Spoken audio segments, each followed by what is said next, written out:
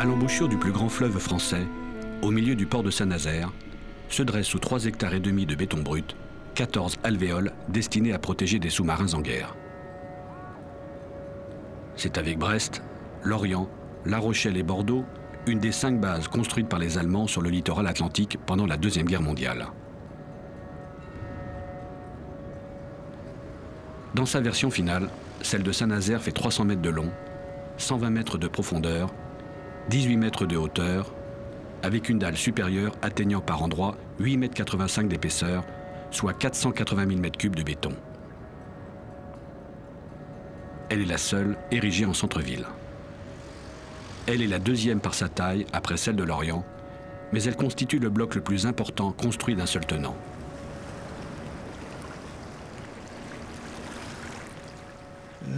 Les bases sont vraiment aujourd'hui, de par leur masse, de par leur indestructibilité, des lieux majeurs où on peut comprendre jusqu'à quel point la folie ou la logique totalitaire peut aller dans l'expression de ces objectifs les plus démesurés.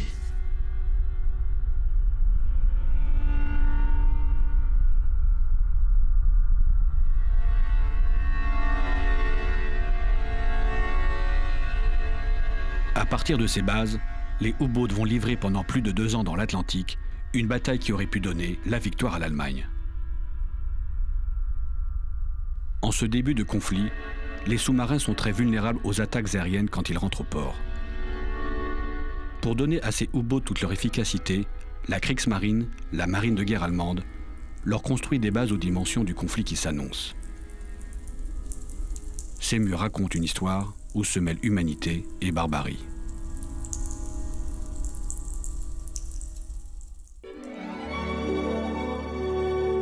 À la fin des années 30, Saint-Nazaire est la tête de ligne transatlantique pour l'Amérique du Sud.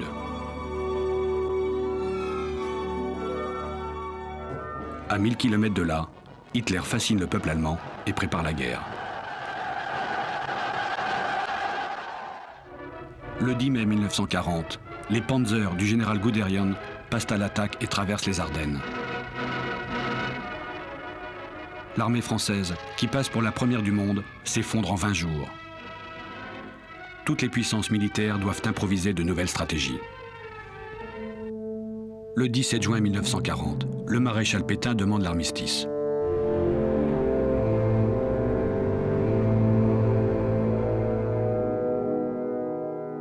Le lendemain, à la radio de Londres, un certain général de Gaulle explique que parmi les facteurs de la victoire à venir sur l'Allemagne, il y a l'Empire britannique qui tient la mer et peut utiliser sans limite l'immense industrie des États-Unis. L'amiral Karl Dönitz, commandant en chef des sous-marins allemands, fait la même analyse. Le sort de la guerre se jouera d'abord dans la capacité de l'Allemagne à empêcher l'industrie américaine de soutenir l'effort de guerre anglais.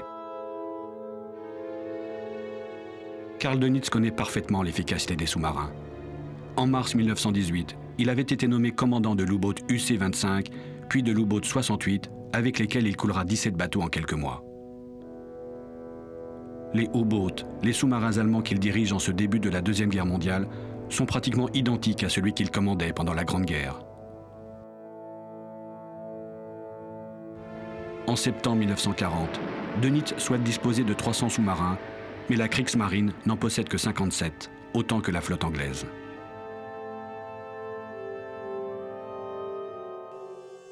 Les Allemands n'auront de cesse que d'étendre et de consolider la base sous-marine de Saint-Nazaire pendant plus de 3 ans, au rythme d'un conflit de plus en plus sanglant. Le Troisième Reich joue sur la puissance militaire et l'asservissement. Et ce qui frappe beaucoup dans un bâtiment comme les bases, c'est d'une part leur adaptation aux rails, et ces rails qui conduisent d'un côté aux bases littorales, de l'autre au camp de la mort, et à tous les moyens de production associés et à tous les moyens de coercition et de spoliation qui permettent de construire ces édifices et qui, par leur présence, garantissent aussi la pérennité d'un régime qui, pendant ce temps-là, va asservir et exterminer ses opposants déclarés. La construction de la base débute en février 1941. Ça représentait surtout du travail. C'était surtout ça. Tout le monde travaillait à la base sous-marine. C'était normal d'ailleurs, puisqu'il n'y avait pas d'autres employeurs.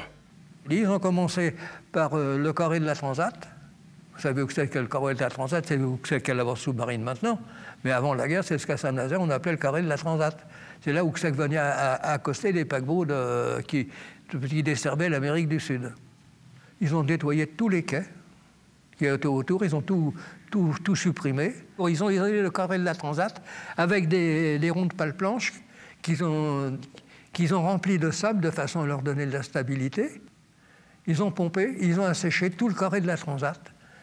Tout ça, c'est devenu... C'est vrai qu'on a vu le fond du bassin. Et c'est à ce moment-là qu'ils ont commencé à construire. Alors ça a été évidemment de la construction métallique. Et puis par là-dessus, ils ont commencé à couler leur béton. Tag und Nacht ist ein Heer von OT-Männern eingesetzt. Die mächtigen Kolosse aus Stahl und Eisenbeton wachsen in außerordentlich kurzer Arbeitszeit aus dem Boden.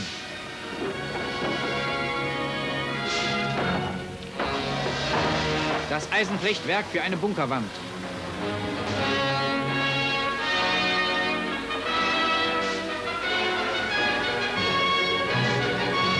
Verschalung für den Betonguss. Ein Bunkersystem vor der Vollendung. Es wird bald eine neu in Dienst gestellte U-Boot-Flottille aufnehmen. La construction de la base est confiée à l'organisation TOD, une organisation autonome originale, à la fois militaire et civile, chargée de tous les travaux immobiliers nécessaires à la Wehrmacht, l'armée allemande. Elle emploiera en France jusqu'à 400 000 personnes. Elle porte le nom de son chef, Fritz Todt, jeune aviateur pendant la Première Guerre mondiale et membre du Parti national-socialiste. L'Allemagne lui doit la construction avant la guerre des 7000 km d'autoroute que les nazis appelaient une œuvre d'art totale. Il est aussi le maître d'œuvre de la ligne Siegfried, l'équivalent de notre ligne Maginot sur la frontière franco-allemande. L'organisation TOD n'embauchait pas les Français. L'organisation TOD est une organisation paramilitaire allemande. Bon, mais ces gens qui travaillaient avec l'organisation TOD étaient allemands. Et s'il y avait des gens qui étaient d'autres pays, bon, ils étaient rentrés dans l'organisation, puisque les TOD étaient des militaires en ce sens qu'ils étaient quand même armés. Sur le travail, ils venaient toujours sans armes, mais dans leur camp, ils étaient armés. Pour édifier un ensemble de cette taille en aussi peu de temps, les Allemands mettent au point une organisation impressionnante, à la fois souple et rigoureuse. Ils mettent fin à tous les travaux publics dans le département et ordonnent à l'administration française de lui fournir une main-d'œuvre qualifiée. Certains ouvriers sont embauchés directement par des entreprises allemandes. On était, en somme, employés par une firme allemande. Parce qu'Hermann Möller, c'était une grosse maison de construction de bâtiments là en Allemagne, quoi, un gros chantier, quoi. Et il avait pris ça. Et oui, je ne m'étais jamais posé la question d'où venait l'argent. Enfin, on savait bien d'où venait l'argent, c'était la nôtre. D'autres ouvriers, environ 1500, sont embauchés par des entreprises françaises. Toutes les entreprises, aussi bien bâtiments, tout le monde était réquisitionné pour les Allemands. Alors, si bien que je suis rentré dans une entreprise qui s'appelait Box, pour la firme, comment on appelle, l'organisation TOD. J'ai trouvé de l'embauche à l'entreprise Rousseau, qui, elle, faisait l'aérodrome à Montoire de Bretagne. Là. Et bon, j'étais comme manœuvre, mais ça fait rien, ça faisait un petit salaire. Et après, j'étais envoyé à Triac à décharger les wagons de ferraille. C'était des wagons de 32 tonnes, on était 4 par wagon à décharger ça. Ah ben dis donc. C'était de la culture physique. Hein. Et ça grouillait de monde. Mais alors, c'était quelque chose de formidable, la densité de gars qui travaillaient ici. Ben, ça coulait jour et nuit. Hein. Alors la nuit, tout était éclairé avec des lampes mais avec bleues.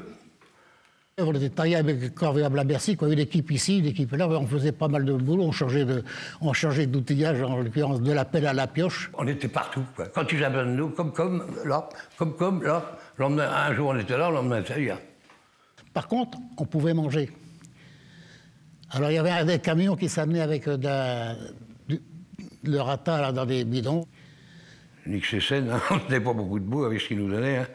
Plus souvent des rutabagas, des patates, des choux-fleurs pourris, enfin tout et tout, quoi. Vous aviez peut-être des gens qui sont venus soi-disant volontaires, mais ils étaient volontaires comme on était tous volontaires pour ne pas crever de faim, quoi. C'était quand même une collaboration forcée, quoi. Si on appelle ça de la collaboration, moi je veux bien. Hein. Mais c'était forcé, il fallait bien travailler. Le bruit disait que les Allemands, enfin l'Allemagne, était pour 1000 ans en occupation de l'Europe, pour ainsi dire. On n'y a pas rendu. Hein. En juin 1941, les alvéoles 6, 7 et 8 sont terminés après seulement 4 mois de travaux.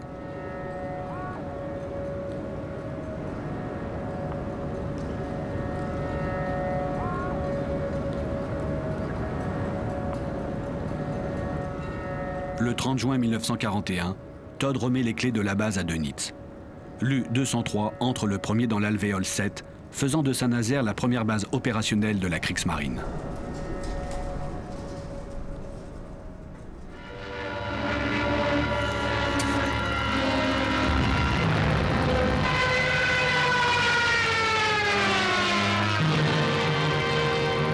Angriff auf feindliche Panzer! Depuis le 22 juin, la Wehrmacht déferle à travers les plaines russes. C'est l'opération Barbarossa qui va mobiliser la plus grande partie des ressources militaires allemandes et que Goebbels, le ministre de la propagande allemande, présente comme une promenade de santé.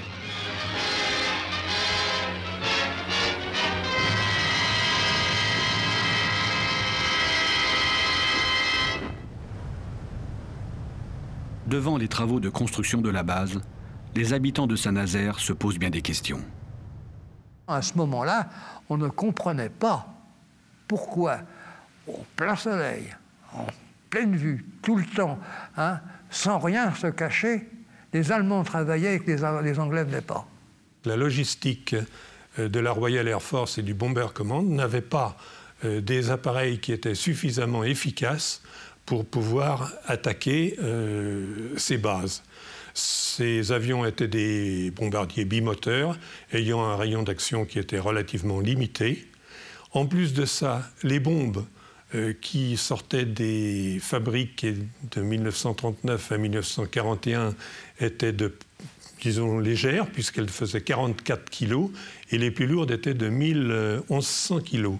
L'aviation alliée aurait très bien pu, à mon avis, intervenir bien avant en bombardant ces bases, ces bunkers, au moment où ils étaient en construction. Cette question se pose d'autant plus que des résistants français avaient donné aux Anglais des informations sur la base. Parmi eux, Hugo Mingui. Les fils de M. Chanel, architecte de Saint-Nazaire, Jacques ou Gilbert, je ne me souviens plus du nom exact, sont venus un jour à la maison et m'ont dit « Veux-tu, est-ce que ça pourrait t'intéresser les plans de la base sous-marine ?» Alors, je leur ai dit « Oui, apportez quand même les plans de la base sous-marine, on ne sait jamais, j'avais pas d'idée à ce moment-là. » Et ils m'ont apporté ce qui s'appelle des bleus. Il y avait tous les plans. J'ai pris le train et j'ai passé la ligne des débarcations, la première fois. Je suis arrivé à Marseille et j'ai vu deux messieurs qui étaient là, bien, bon chic, bon genre. Et ils m'ont dit, oui, ça peut nous intéresser, ça.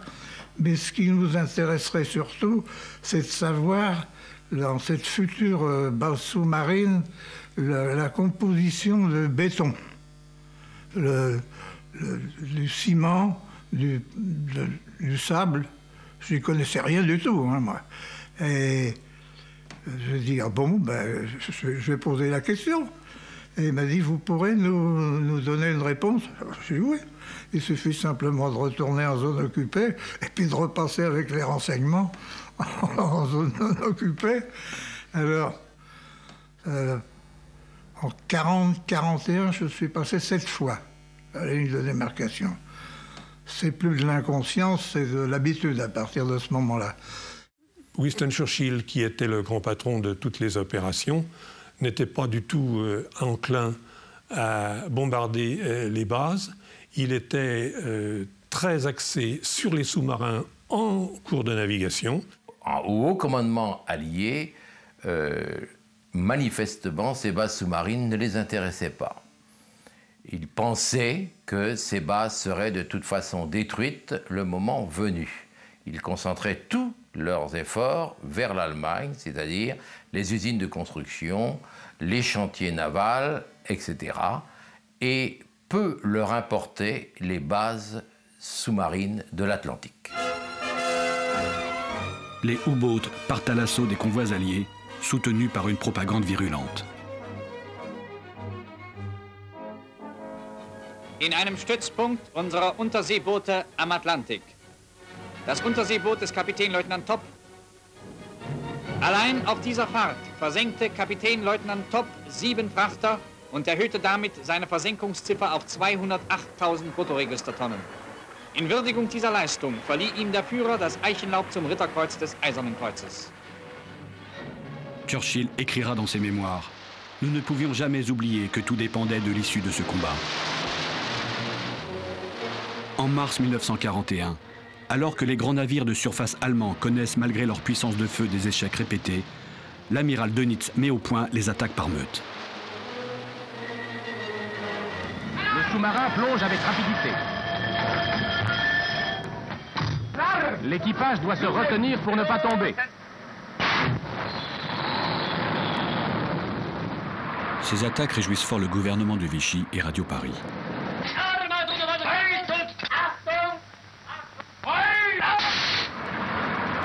Les premiers buts sont atteints.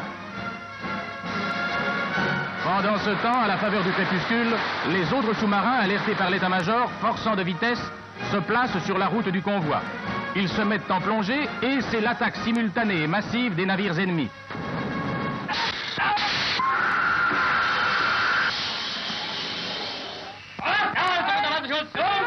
Le trajet de la torpille est calculé au chronomètre. Si le navire est touché, on doit entendre l'explosion au bout d'un nombre déterminé de secondes.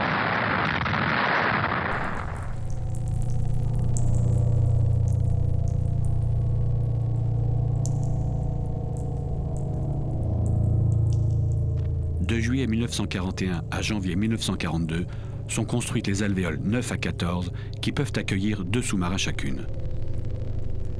Ils appartiennent aux flottilles 6 et 7 affectées à Saint-Nazaire.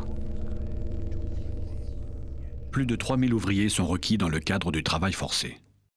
Alors là, il y avait un brassage de citoyens. Là. Vous aviez énormément de Belges, de Wallons, de Flamands, de Belges qui avaient été comme ça dans leur pays, amenés pour travailler sur Saint-Nazaire. Ils n'étaient pas toujours d'accord, hein, mais ils n'étaient pas déportés comme des prisonniers, mais ils étaient déportés pour le travail. Les Arabes qui travaillaient étaient au camp de plaisance, hein, et ils étaient commandés par des officiers, par des Arabes, habillés en officiers allemands. Ils portaient le costume des officiers allemands. Puis vient le tour des républicains espagnols que les Allemands et même parfois la Gestapo ont été chercher dans les camps du sud-ouest de la France où ils étaient internés. Ils nous ont amenés à Saint-Nazaire. Et à l'arrivée à Saint-Nazaire, hein, ils ont arrêté que c'était le camp entre Méan et Montois de Bretagne. C'était entre milieu de cette ville, petite ville, parce que c'était petite ville.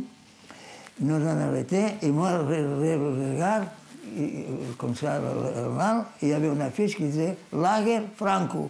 Moi, j'ai dit « Oh !» Non, là, on tombe avec les franquistes en Allemagne. Non. Il était l'organisation toute. Eux étaient vraiment contraints par les Allemands de travailler pour eux. Et ces gens-là travaillaient vraiment dans la poussière. Et il y a eu certainement chez eux beaucoup de gens qui sont tombés malades, qui en sont peut-être même morts d'avoir fait ce travail-là. Oui, ça, moi, je l'ai constaté, je l'ai vu. Ces conditions de travail suscitent des protestations au sein même des organismes français. Ainsi, l'association professionnelle mixte des travaux publics écrit pour s'en plaindre au préfet de Nantes.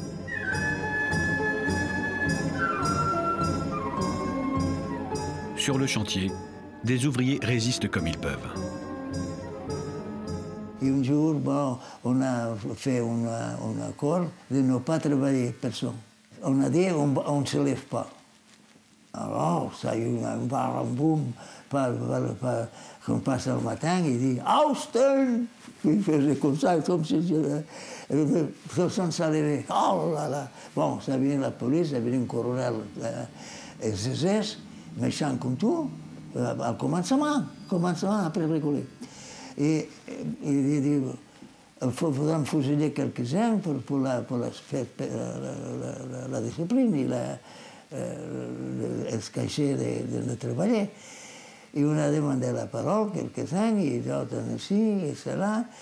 Il dit qu'est-ce qu'il voulait? On voulait qu'on nous paye. Il dit on vous paye et on vous garde l'argent pour la fin de la guerre. Non, non, non, il faut donner l'argent tout le temps. Il nous avait dit qu'il nous donnerait 6 francs l'heure, si on travaillait bien. Bon, il a été vrai après. Vous avez remarqué la bosse sous-marine, au pied, le long des murs, vous voyez la ferraille qui sort partout, là. Ben, c'est à cause de ça, les coffrages. Puis c'est du travail bâclé, quelquefois. Du travail bâclé, vite fait, et le dos tourné, et hop, le bout de ferraille, on l'attachait, tout est dedans, comme ça. Fallait pas être pris. Autrement, c'était sabotage. Vous savez, c'était difficile quand même pour eux de saboter, c'est le cas de le dire. Parce que s'ils avaient été découverts, les autres avaient des moyens de les faire parler. On l'a su après. Hein. Oui, je pense qu'il y a des gars qu'on n'a jamais revus, qui ont été emballés, c'est de dire, avec perte et fracas, et qu'on n'a jamais revus, et je pense qu'ils sont partis là-bas.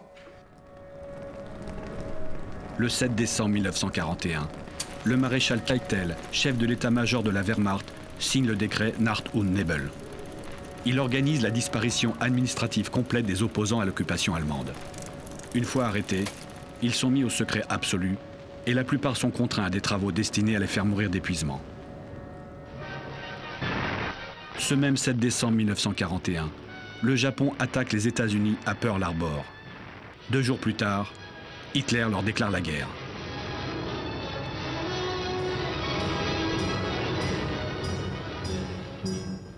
Le 5 février 1942, Fritz Todt disparaît.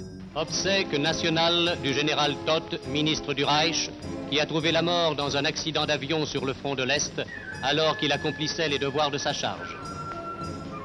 Certains historiens pensent que l'accident a été provoqué par Himmler, avec l'accord au moins tacite d'Hitler. En effet, dès novembre 1941, Todt était venu expliquer au Führer que la Wehrmacht perdrait la guerre contre l'Union soviétique. Il fait néanmoins l'objet de funérailles nationales. Fritz Todt est remplacé par Albert Speer, architecte des principaux bâtiments nazis. Il est l'un des collaborateurs favoris d'Hitler, qui le nomme ministre de l'Armement. L'Allemagne consacre à partir de 1942 un effort industriel important pour construire un très grand nombre de sous-marins. Sur le plan économique, l'efficacité de la guerre sous-marine dépend des ressources que les belligérants peuvent lui consacrer. Quand les Allemands ont dépensé l'équivalent de 100 $ pour fabriquer un sous-marin, les Alliés doivent en dépenser 1000 pour fabriquer à nouveau le matériel coulé. Die Luft ist rein. Auftauchen. Fin mars 1942, les U-Boot incendient des pétroliers américains dans le golfe du Mexique. Bei seiner Rückkehr erzählte Kapitänleutnant Topp, wir haben den Amerikanern diesmal einen Fackelzug von brennenden Tankern gebracht. Le 31 mars, Alan Brooke, le chef d'état-major anglais, écrit dans son journal « Au cours de la dernière quinzaine, j'ai eu pour la première fois depuis le début de la guerre la conviction croissante que nous allons perdre cette guerre si nous ne la dirigeons pas d'une manière très différente et si nous ne nous battons pas avec plus de résolution. »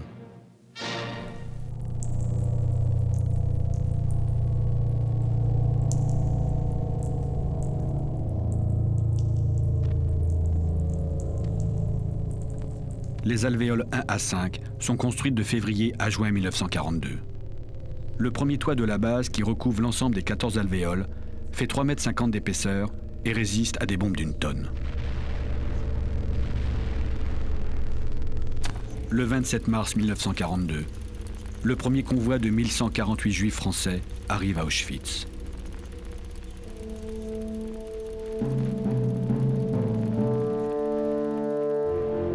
Ce même 27 mars 1942, les Anglais signent à Saint-Nazaire un véritable fait d'armes, l'opération Chariot.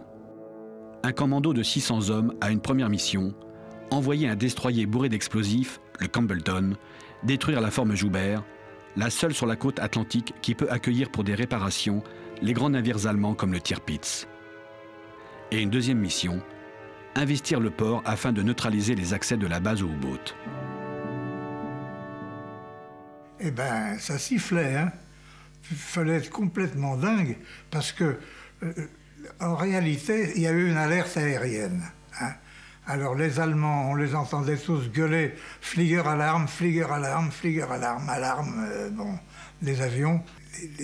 Les gens étaient attirés là-haut, et pendant ce temps-là, il y avait le Campbelltown qui passait en bas avec la flottille de vedettes lance-torpilles. Il y en avait une douzaine ou 14, je ne me souviens plus du nombre. Il a foncé tout ce qu'il savait. L'étrave avait été taillée. Il est passé par-dessus les deux filets d'acier et il est allé s'enfoncer dans la porte sud de la forme Louis Joubert. Dieser alte amerikanische Zerstörer sollte das Schleusentor von Saint-Nazaire aufsprengen. Er fuhr unter dieser deutschen Flagge. Sie ist allerdings englisches Fabrikat. Die Gefangenen werden abgeführt. Das Abenteuer der Briten hat ein unrühmliches Ende gefunden. Pendant que les Allemands font prisonnier les survivants du commando, le Campbellton, encastré dans la forme Joubert, est sur le point d'exploser. J'avais été me loger entre la station de pompage et le mur, là, et il y avait le Campbellton qui était à 10 mètres, là. À ma chaise, j'ai fait des photos que j'ai transmises après au British. Et là, je suis rentré après à la sous-préfecture parce que j'avais rendez-vous avec une des secrétaires du sous-préfet. Quand on a entendu cette horrible explosion, mais alors, tout tremblait dans Saint-Nazaire. Le résultat de cette opération est tout à fait paradoxal. La cale Joubert est inutilisable pour toute la durée de la guerre, mais le Tirpitz ne viendra jamais à Saint-Nazaire, les Anglais réussissant à l'immobiliser définitivement en Norvège. En revanche, le commando ne parvient pas à neutraliser tous les accès à la base qui restent en fonction. Cet exploit coûte au commando anglais 169 tués et 200 prisonniers. La conséquence inattendue de l'opération Chariot fut d'entamer la réputation d'invulnérabilité de la Wehrmacht que la propagande cherche avant tout à préserver. Les Allemands, ils ont eu peur, hein, ça vraiment. Le sourire était béat et épanoui des Français. Il n'y avait pas besoin de leur poser de questions, hein. Ils pensaient que c'était le débarquement. Conséquence de l'opération Chariot, Hitler ordonne à Dönitz de déménager dans l'intérieur des terres son centre de commandement basé à Lorient. En juillet 1942, la base est totalement opérationnelle. Elle est prête à accueillir 20 sous-marins à la fois.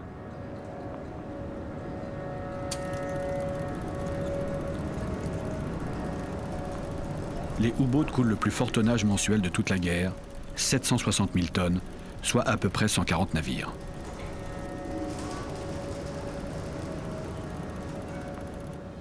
Das Unterseeboot des Kapitänleutnant Topp kehrt von erfolgreicher Feindfahrt gegen die USA zurück.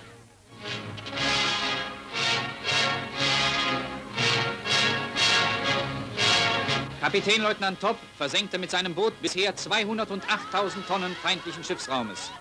Auf seiner letzten Fahrt schickte er allein 7 feindliche Handelsschiffe, darunter 5 voll beladene Tanker auf den Meeresgrund. Il y avait une compagnie là, de flonflon, de musique allemande, qui jouait, et tous les marins étaient alignés en randonnion sur les sous-marins qui rentraient d'opération. Et on allait voir la rentrée des sous-marins allemands. C'était mieux qu'au cinéma, hein. Ils ne nous interdisaient pas de regarder, hein.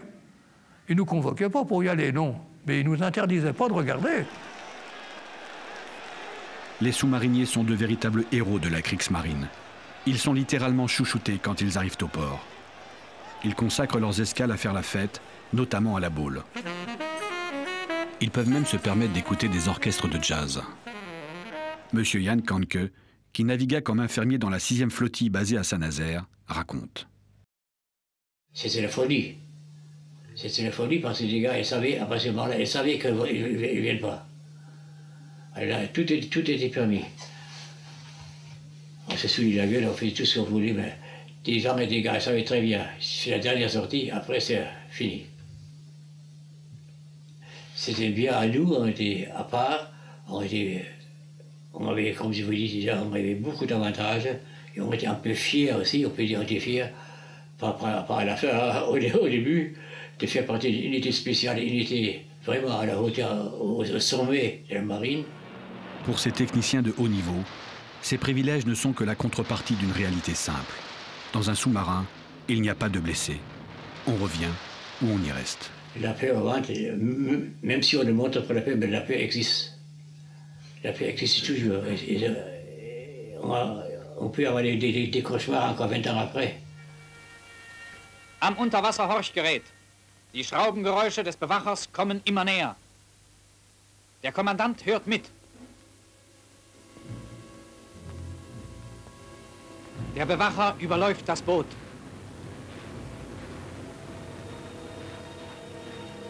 Äußerste Ruhe.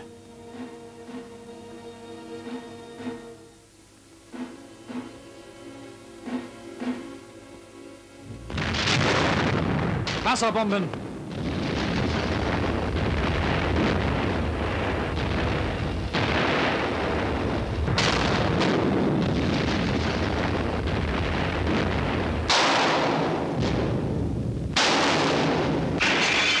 On était soudés, on était un bloc. On pouvait compter sur toute l'équipage. Quoi qu'il arrive, tout le monde était là. Ces très jeunes hommes, tous des volontaires, furent parmi les combattants les plus efficaces de l'armée allemande, bien que leur engagement ne soit pas porté par le fanatisme national-socialiste. Dans notre unité à nous, dans la 6e flottille, jamais connu ni entendu parler qu'il y avait des commissaires politiques. Notre vocation à nous, c'était de naviguer et tout ce qui est autour du nazisme, on ignorait totalement. Ou certains voulaient ignorer. On n'a jamais sali les nazis, on a toujours sali comme des vrais militaires.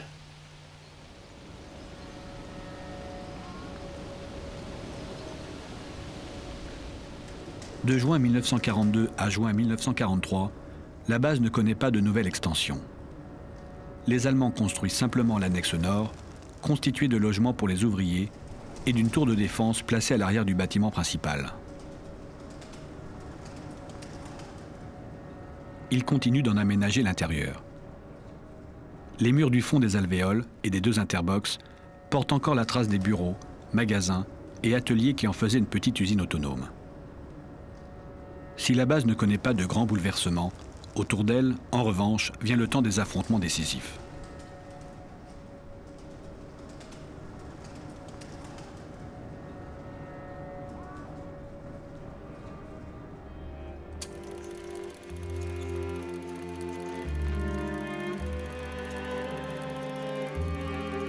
Du 17 au 24 janvier 1943, lors de la conférence de Casablanca, Franklin Roosevelt, le président des États-Unis, annonce l'objectif. La capitulation sans condition de la Wehrmacht. Stupéfaits, certains chefs militaires alliés comprennent que cela ne se fera pas sans un bain de sang. Les Américains et les Anglais qui ont débarqué en Afrique du Nord depuis 2 mois mettent au point la stratégie dont ils attendent la victoire. Vaincre les U-boats et intensifier de la manière la plus forte les bombardements des villes allemandes. Hitler donne lui aussi la priorité aux U-boats. Le 31 janvier 1943, il nomme Dönitz grand amiral de toute la Kriegsmarine. Homme de devoir, Dönitz restera toujours fasciné par son Führer. Le 31 janvier 1943, le maréchal Paulus capitule à Stalingrad. la Wehrmacht perd 1 500 000 hommes et les Soviétiques 1 100 000 plus 100 000 civils.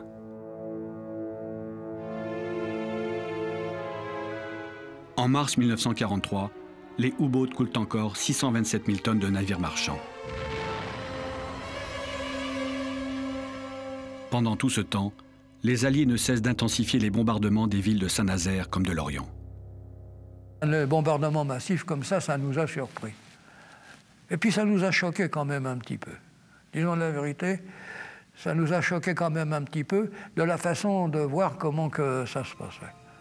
Nous, on avait pensé que ça aurait été justement bien ciblé. Non, ils arrivaient, bon ben, on était au-dessus de Saint-Nazaire, on larguait tout ensemble et puis on n'en parlait plus.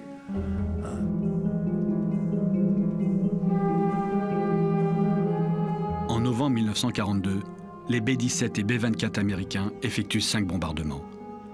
Celui du 9 novembre cause la mort de 190 Nazériens, dont 134 apprentis des chantiers navals de Pinouette. J'étais une fois du côté de l'église de Saint-Nazaire, là. Oh là là, j'entends le machin. On me dit, tiens, la base n'était pas trop loin, quoi. L'entrée de la base n'était pas très loin. Ben, j'ai foncé pour aller me mettre à l'abri à la base. J'y suis rentré. Pas comme je voulais, mais j'y suis rentré. Bon, allez, par le souffle de la bombe qui était tombée plus loin. Dans la nuit du 28 février au 1er mars 1943, 439 appareils anglais larguent pour la première fois des bombes incendiaires au phosphore. Suivent les bombardements des 2 et 3 avril 1943. Finalement, Saint-Nazaire est détruite à 85%.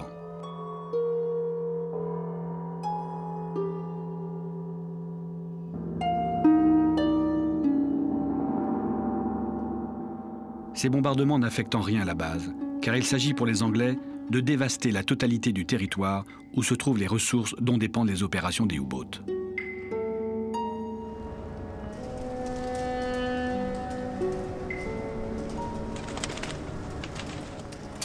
Les sous-marins ennemis viennent d'être repérés dans une direction à une profondeur soigneusement déterminée. Ils sont attaqués à l'aide de bombes sous-marines explosant à une grande profondeur. On remarque les vibrations se propageant dans un rayon de plusieurs centaines de mètres. En mai 1943, la situation bascule en quelques semaines dans l'Atlantique. Alors que pour toute l'année 1942, la Kriegsmarine n'avait perdu que 32 U-boats, les Allemands en perdent 41 pour le seul mois de mai 1943. Un submersible a été touché. Une véritable nappe d'huile s'étend sur la surface de la mer. On voit le carburant venir à fleur d'eau. Le tonnage coulé par les U-boats descend à moins de 300 000 tonnes, puis tombe à moins de 100 000 après juillet 1943. Il s'agit bien de mazout. Les Alliés gagnent la bataille tactique grâce à la parfaite synchronisation de leurs opérations aéronavales mises au point en décembre 1942 par l'amiral Max Horton, un ancien sous-marinier. Plus encore, les Alliés gagnent la bataille technologique. En particulier, ils décryptent définitivement les messages de la fameuse machine Enigma, la machine à coder des Allemands. Celle-ci, portable, est répandue dans toute la Wehrmacht. La Kriegsmarine possède sa version la plus efficace, l'Enigma 4. Elle peut, grâce à un système de rotor, créer des milliards de combinaisons différentes chaque fois qu'une lettre est frappée sur son clavier. Jamais les Allemands n'imagineront que leur message puisse être décrypté.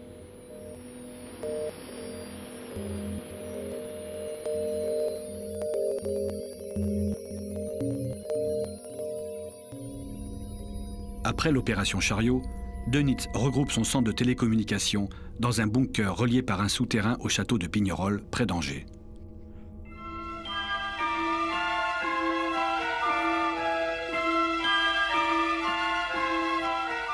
Le centre de décryptage des Anglais est installé aux environs de Londres, dans le château de Bletchley. Près de 3000 personnes, dont 200 mathématiciens y travaillent. C'est là, en avril 1943, qu'ils parviennent au terme de nombreuses péripéties à casser définitivement les codes Enigma. Ils doivent beaucoup cette réussite essentielle à un mathématicien, Alan Turing. Ce dernier met au point une machine baptisée Colossus, un ancêtre de l'ordinateur, assez puissant pour faire à temps les innombrables calculs nécessaires. En 1952, Dans l'ignorance générale et l'indifférence des autorités anglaises, Alan Turing est condamné à la castration chimique à cause de son homosexualité. Il se suicidera en 1954.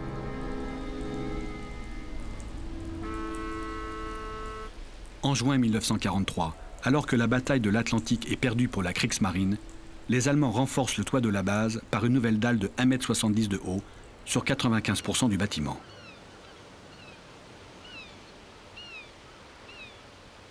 En août 1943, une dernière structure est installée sur le toit de la base. C'est le système Von Grost, des chambres d'explosion destinées à détourner le souffle des nouvelles bombes anglaises de 5 tonnes 4, appelées Tallboys, et celle de 10 tonnes, appelée Grand Slam. Mais aucune ne sera lancée sur la base de Saint-Nazaire. Celle-ci, avec son toit qui atteint par endroits 8,75 m d'épaisseur, se dresse désormais monolithique, inutile et indestructible, tandis que la Wehrmacht et l'Allemagne hitlérienne se disloquent. Le 5 juillet 1943 débute dans les plaines de Kursk la plus grande bataille de chars de l'histoire. 2700 chars allemands affrontent 3600 chars russes. Le 16 juillet, la Wehrmacht est battue, perdant la quasi-totalité de ses indispensables panzers. Elle ne cessera plus de reculer devant le rouleau compresseur soviétique. Dönitz doit se résoudre à continuer une guerre qu'il s'est perdue.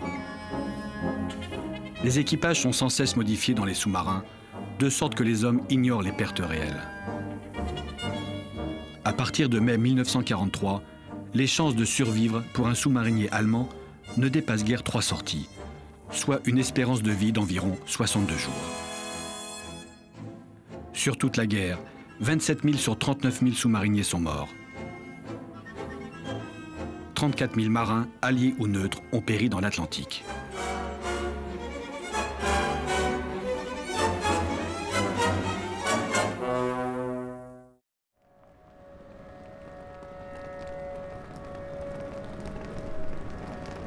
En juin 1944, les 440 U-boats restants sont incapables de s'opposer au débarquement allié.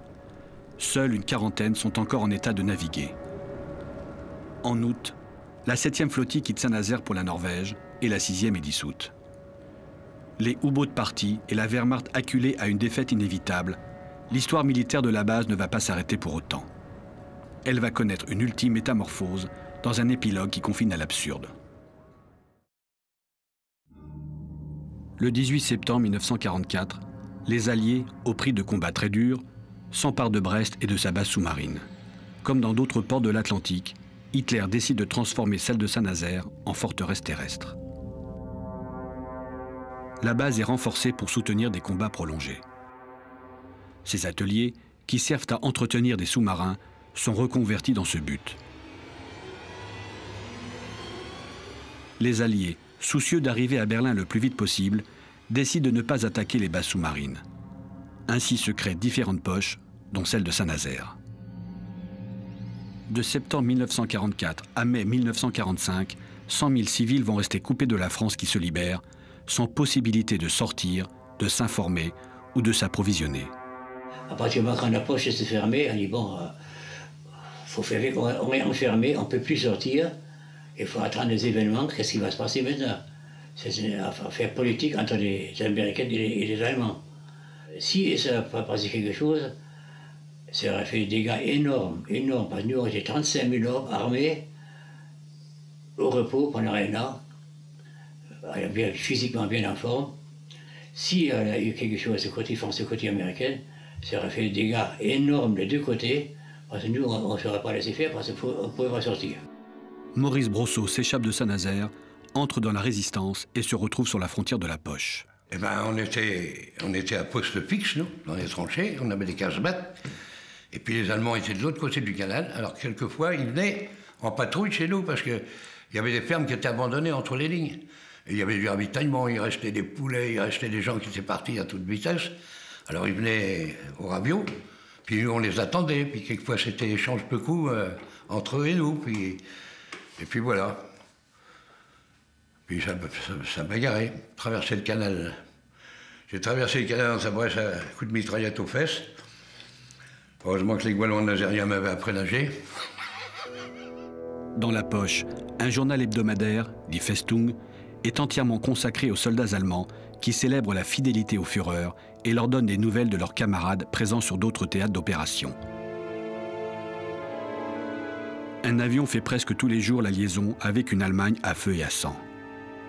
À Saint-Nazaire, les soldats sont plutôt au calme et disposent de vivre pour 3 ans.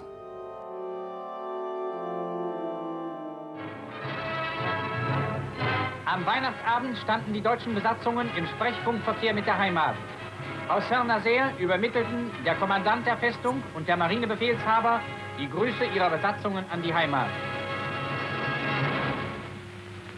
Im gleichen Standort bereiten deutsche Schwestern eine Festüberraschung vor. Ein Weihnachtsgruß aus Saint-Nazaire. La base sert une dernière fois au U-boat. En février 1945, l'U-275 arrive à Saint-Nazaire pour des réparations et pour installer le premier Schnorchel. Le Schnorchel est un tube qui évacue les gaz d'échappement des moteurs diesel et apporte de l'air extérieur aux sous-marins à une profondeur où ils sont très difficiles à détecter.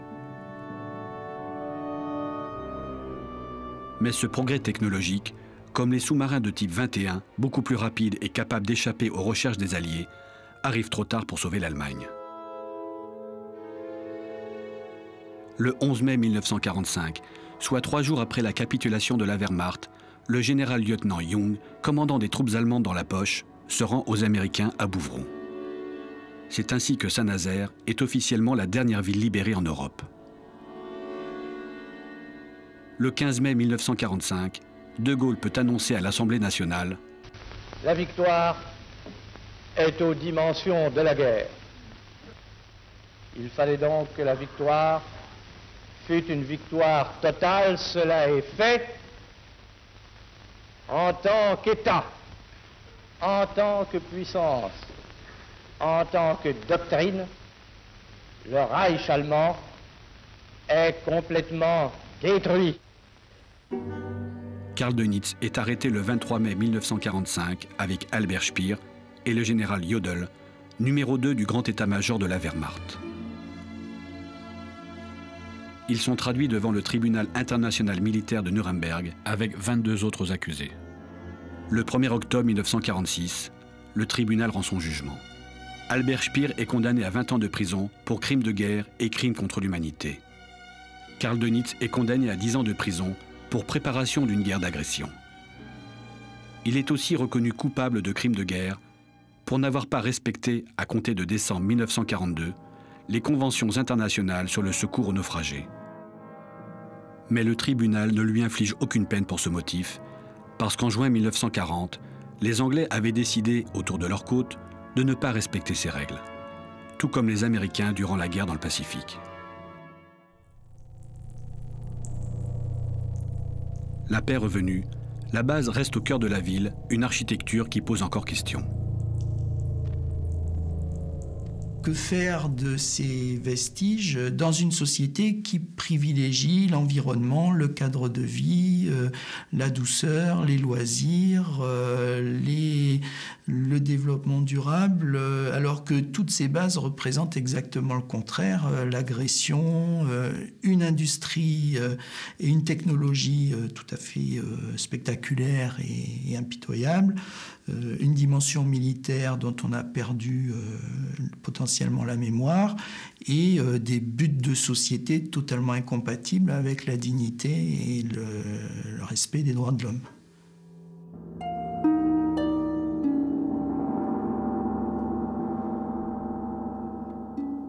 Après la guerre, la base sert à construire des dragueurs de mines et à héberger des bateaux de plaisance avant de connaître une longue période de dégradation. Depuis le début des années 1990, les alvéoles 1 à 5 accueillent une usine de soja. Aujourd'hui, les recherches continuent pour lui donner un rôle dans le cadre d'un vaste projet de réaménagement urbain, d'animation commerciale et de création culturelle.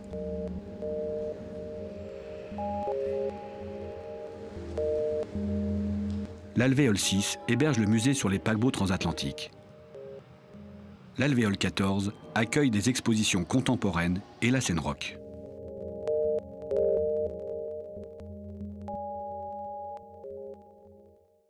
Maurice Brosseau, engagé dans les FFI, les Forces françaises de l'intérieur, a reçu la médaille commémorative pour son engagement. Roger Sallet a rejoint la résistance à Saint-Nazaire en 1944. Roger Hervé s'est embarqué comme mécanicien de marine sur le Montcalm pour se battre aux côtés des Alliés. Hugo Mingui a été arrêté par la Gestapo en septembre 1943 et libéré à la fin de la guerre. Antonio Génier est resté vivre en France.